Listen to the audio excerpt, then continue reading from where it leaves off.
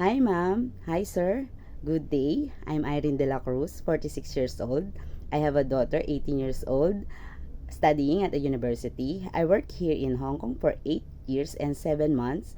I took care my employer's daughter, send and pick her to school, 8 years old back then. And I took her husband too, who's bedridden. I accompany him at the hospital, helping him to take the medicine, fed him. And I love pets uh, because I volunteered in animal shelter back then for 6 months, helping them to feed, playing with the dogs and cats, and cleaning the place.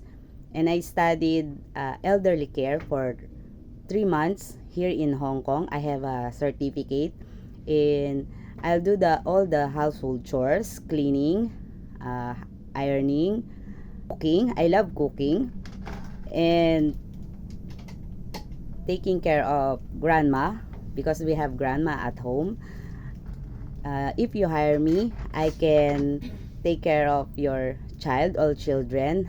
I treat them as my own, and I'll treat all of you as a family.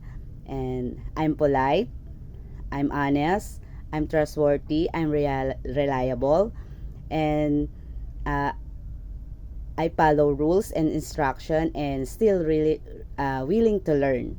I hope you hire me. Thank you. God bless. Good day.